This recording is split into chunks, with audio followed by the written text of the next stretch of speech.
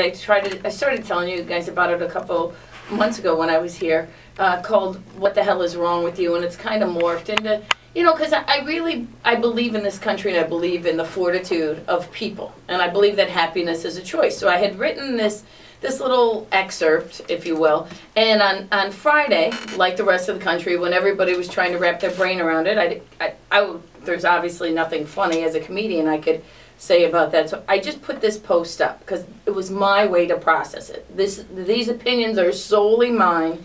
And so I wrote this, and it just really registered with people. So I'll read it to you really quickly. Dear sorry generation, I'm sorry that no one ever said no to you. We plied you with video games to keep you quiet. A lot of those games were so violent that you might have been traumatized.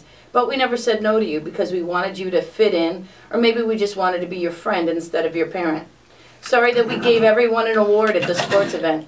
You missed a basic lesson in pride and achievement that even if you weren't the star player, you could have tried harder, like Michael Jordan did after he was cut from his freshman basketball team.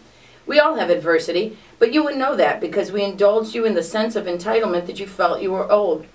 You'll never know that sense of accomplishment when you beat the odds. Sorry that we allowed you to participate in social media. It left you with no social skills and no real friends. We stopped showing you after-school specials with morality lessons because we didn't want to impose our morals. We mocked guys like Tim Tebow, and we idolized Charlie Sheen. We bred you on witches, vampires, ghosts, and zombies, and then we wonder why you don't respect human life. Sorry we never made you say the Pledge of Allegiance. The lesson was less about under God and more about a pledge was your bond, and allegiance was loyalty, both qualities you lack. We should have taught you to be pro-choice. Pro-choice not referring to abortion, but that no matter what has been done to you, you have a choice to be a moral, decent, ethical person. Sorry we have become a society that blamed everything from conservatives to liberals, immigrants to native peoples, gays, straights, the lawyers, the comedians, the rich, the poor, Wi-Fi, dial-up doctors, police, actors, athletes, and even Eminem for the problem. We searched for answers that were right in front of us. We failed you, and now you are the problem. That is... Wow. Tommy, that's pretty strong stuff. Tommy, That's great. Does that not sound like I was preaching on Monday to that lady? Yeah, exactly. I mean, you have no clue that just resonated exactly. Talking to this woman, and I've gotten phone calls and texts from different people around the country saying how great that was, because it is the internet. It's everything around us. And the other thing I said, Tammy, about this situation is that this young man, unlike some of the others, Columbine kids were definitely a parental thing. We know that. We've seen that.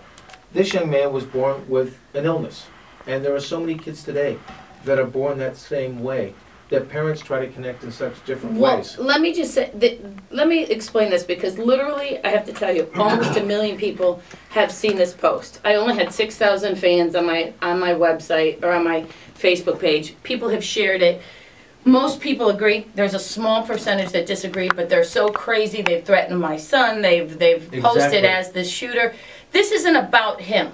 This isn't about video. I'm not blaming video. People, I can't help how people interpret this. Right? I wrote it, I know what I meant in mind. I wrote it in the honesty of, it is our responsibility. It has nothing to do with video games. It has nothing to do with politicians. It has nothing to do with achievement. It has to do with, it all happens because we've stopped talking. We've stopped talking to our kids. We've stopped trying. No one wants to be. Everybody's a 2-inch blade of grass in the field, and it's okay to be different. And I don't know if this guy had mental disturbance, but now we're all mentally disturbed. So now it is incumbent upon us as human beings to take this back. I don't know what caused it. I know that every generation has problems. That's what I've heard a lot of, I'm good in my generation, and I'm 22 and I've accomplished. And that's terrific. I'm sorry you're not celebrated more, because in the old days you would have been celebrated. Right. I don't know why that's happening.